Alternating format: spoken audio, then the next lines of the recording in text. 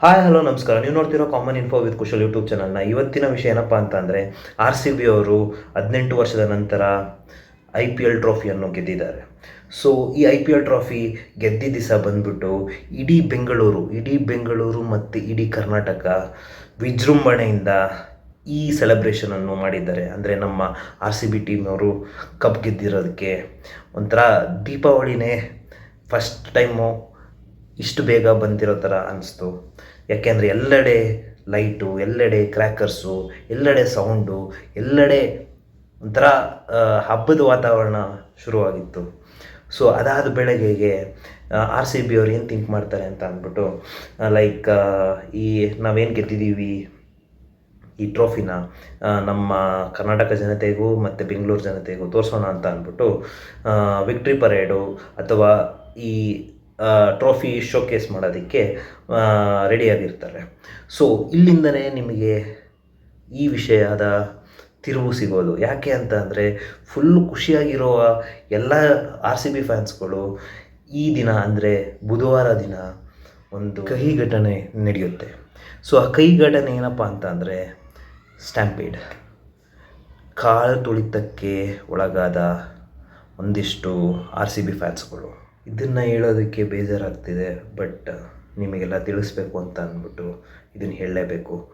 11 ಜನ ಈ ಕಾಲು ತುಳಿತಕ್ಕೆ ಬಲಿಯಾಗಿದ್ದಾರೆ ಹಾಗೂ ಒಂದು 53ರಿಂದ 54 ಜನ ಗಾಯಗೊಂಡಿದ್ದಾರೆ.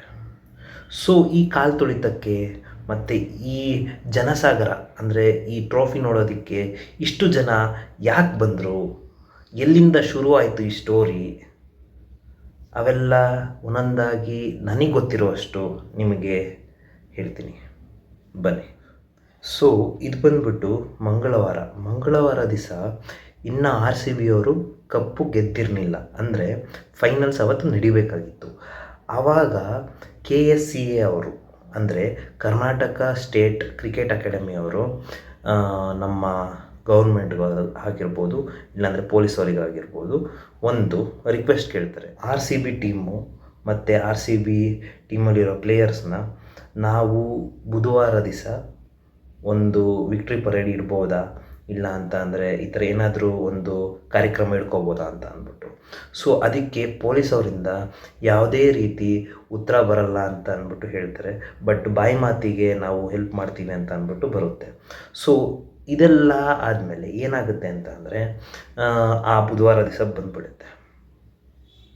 ಸೊ ಬುಧವಾರ ದಿವಸ ಏನಾಗುತ್ತೆ, ಬುಧವಾರ ಬೆಳಗ್ಗೆನೇ RCB ಅವರು ಅವರ ಅಫಿಷಿಯಲ್ ಪೇಜಲ್ಲಿ ಈ ಥರ ಫ್ರೀಯಾಗಿ ವಿಕ್ಟ್ರಿ ಸೆಲೆಬ್ರೇಷನ್ ನೀವು ನೋಡ್ಬೋದು, ಸೊ ಅದಕ್ಕೆ ಟಿಕೆಟ್ಸು ಫ್ರೀಯಾಗಿರುತ್ತೆ ಅಂತ ಅಂದ್ಬಿಟ್ಟು ಬಹಿರಂಗವಾಗಿ ಪ್ರಚಾರ ಮಾಡಿಬಿಡ್ತಾರೆ. ಸೊ ಆ ಇದರಲ್ಲಿ ಮತ್ತೆ ನಮ್ಮ ಫ್ಯಾನ್ಸು 18 ವರ್ಷ ಈ ವಿನ್ಗೋಸ್ಕರ ಕಾಯ್ಕೊಂಡಿದ್ದವರು ಎಲ್ಲರೂ ಒಟ್ಟಾಗಿ ಸೇರ್ತಾರೆ. ಸೊ ಏನಪ್ಪ ಪ್ರಾಬ್ಲಮ್ ಆಗಿದ್ದು ಇಲ್ಲಿ ಅಂತ ಅಂದರೆ ಚಿನ್ನಸ್ವಾಮಿ ಸ್ಟೇಡಿಯಂ ಬಂದ್ಬಿಟ್ಟು ಕೆಪಾಸಿಟಿ ಇರೋದು ಬರೀ 35,000 ಜನ ಅಷ್ಟು ಮಾತ್ರ. ಆದರೆ ಇಲ್ಲಿ ಫ್ರೀಯಾಗಿ ಟಿಕೆಟ್ ಕೊಡ್ತಾರೆ, ಫ್ರೀಯಾಗಿ ಪಾಸ್ ಕೊಡ್ತಾರೆ ಅಂತ ಅಂದ್ಬಿಟ್ಟು ಚಿನ್ನಸ್ವಾಮಿ ಸ್ಟೇಡಿಯಂಗೆ ಸರಿಸುಮಾರು 2-3 ಲಕ್ಷ ಜನ ಮುತ್ತಿಗೆ ಹಾಕೋಕ್ಕೆ ಟ್ರೈ ಮಾಡಿದ್ರು. ಸೊ ಈ ಜನ ತಳ್ಳಾಟ ನೂಕಾಟದಲ್ಲಿ ಈ ಕಾಲು ತುಳಿತ ಶುರುವಾಯಿತು.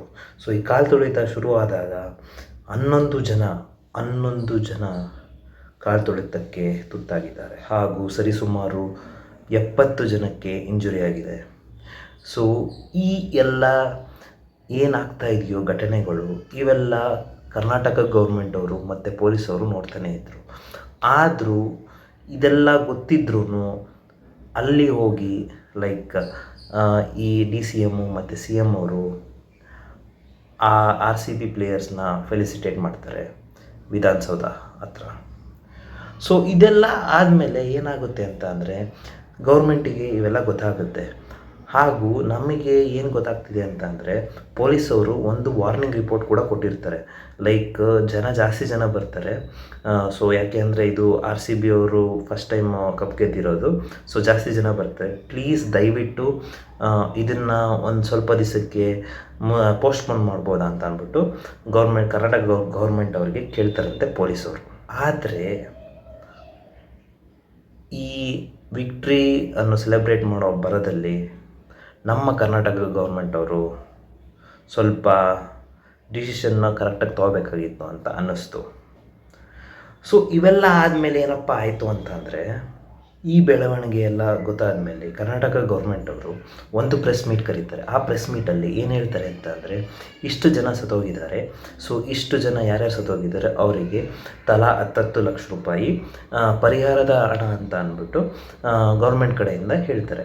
ಹಾಗೂ ಯಾರ್ಯಾರು ಇಂಜುರಿ ಆಗಿದ್ದಾರೋ ಅವರಿಗೆ ಹಾಸ್ಪಿಟಲ್ ಚಾರ್ಜಸ್ ಏನೇನಿದೆಯೋ ಅದೆಲ್ಲ ಫ್ರೀ ಅಂತಲೂ ಹೇಳ್ತಾರೆ.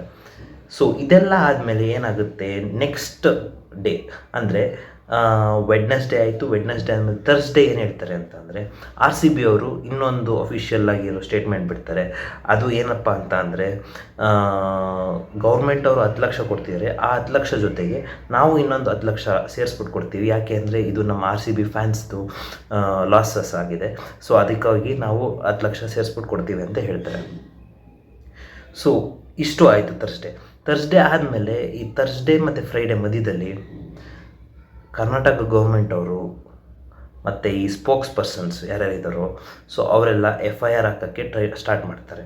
ಸೊ ಫಸ್ಟು ಏನೇನು ಆಗುತ್ತೆ, ಏನೇನು ಮಾಡ್ತಾರೆ ಕರ್ನಾಟಕ ಗೌರ್ಮೆಂಟು ಮತ್ತು ಸ್ಪೋಕ್ಸ್ ಪರ್ಸನ್ಸು ಅಂತ ಅಂದ್ಬಿಟ್ಟು ಹೇಳ್ತೀನಿ.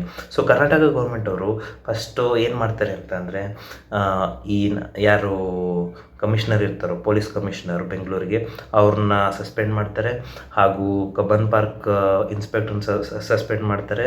ಮತ್ತು ಯಾರ್ಯಾರು ನೋಡ್ಕೊಂಡಿರ್ತಾರೋ ಅವ್ರನ್ನೂ ಸಸ್ಪೆಂಡ್ ಮಾಡ್ತಾರೆ. ಮತ್ತು ಮೇಯ್ನಾಗಿ ಈ ಲೈಕ್ ಪರ್ಸ್ನಲ್ ಸೆಕ್ರೆಟ್ರಿ ಅಂತ ಇರ್ತಾರಲ್ಲ CM ಅವ್ರದ್ದು, ಅವ್ರನ್ನೂ ಸಸ್ಪೆಂಡ್ ಮಾಡ್ತಾರೆ. ಸೊ ಇವೆಲ್ಲ ಆದಮೇಲೆ ಏನಾಗುತ್ತೆ ಅಂತ ಅಂದರೆ, FIRಗಳು ಬರೋಕ್ಕೆ ಸ್ಟಾರ್ಟ್ ಆಗುತ್ತೆ. ಸೊ ಫಸ್ಟ್ FIR ಬಂದ್ಬಿಟ್ಟು RCB ಅವ್ರ ಮೇಲೂ ಇರುತ್ತೆ, ಆಮೇಲೆ KCA ಅವ್ರ ಮೇಲಿರುತ್ತೆ, ಆಮೇಲೆ DNA ಅಂತ ಅಂದ್ಬಿಟ್ಟು ಒಂದು ಏಜೆನ್ಸಿ ಇದೆ, ಅವ್ರ ಮೇಲೂ ಆಗುತ್ತೆ. ಈ ಎಲ್ಲ ಪ್ರೋಗ್ರೆಸ್ಗಳು ನೋಡ್ತಾ ಇದ್ದರೆ ಏನಪ್ಪ ಅನ್ನಿಸ್ತಿದೆ ಅಂತ ಅಂದರೆ, ಎಲ್ಲರೂ ಪಾಸಿಂಗ್ ದ ಬಾಲ್ ಮಾಡ್ತಾಯಿದ್ದಾರೆ, ಯಾರು ತಪ್ಪು ಅಂತ. ಸೊ ನನಗೂ ಇದುವರೆಗೂ ಅರ್ಥ ಆಗಿಲ್ಲ ಅದು ಯಾರು ತಪ್ಪು ಅಂತ ಅಂದ್ಬಿಟ್ಟು. ಸೊ ಇವಾಗ ನನ್ನ ಕನ್ಕ್ಲೂಷನ್ ಏನಪ್ಪ ಅಂತಂದರೆ, we have to blame our self.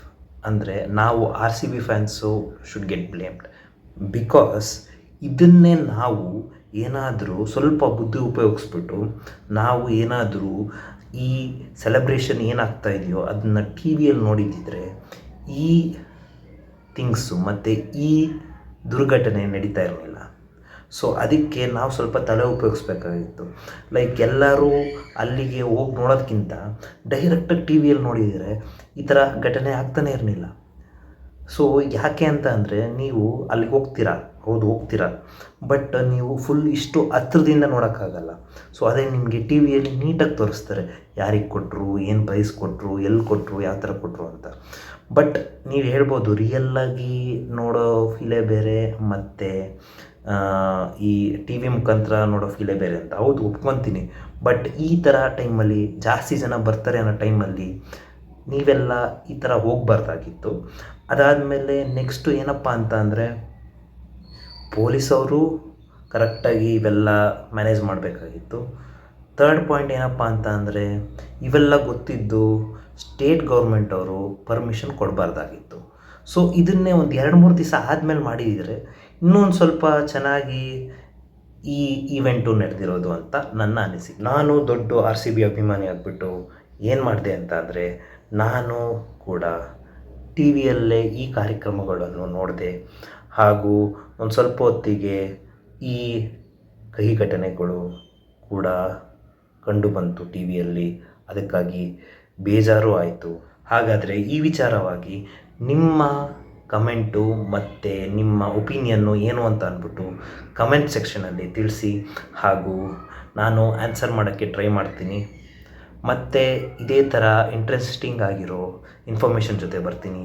ಅಲ್ಲಿ ತನಕ ನೋಡ್ತಾ ಇರಿ common info with Kushal YouTube ಚಾನಲ್ನ. ಲೈಕ್, ಶೇರ್ ಮತ್ತು ಸಬ್ಸ್ಕ್ರೈಬ್ ಮಾಡೋದು ಮಾತ್ರ ಮರಿಬೇಡಿ. ಮುಂದಿನ ವೀಡಿಯೋ ಜೊತೆ ಸಿಗ್ತೀನಿ. ಅಲ್ಲಿ ತನಕ ಬಾಯ್.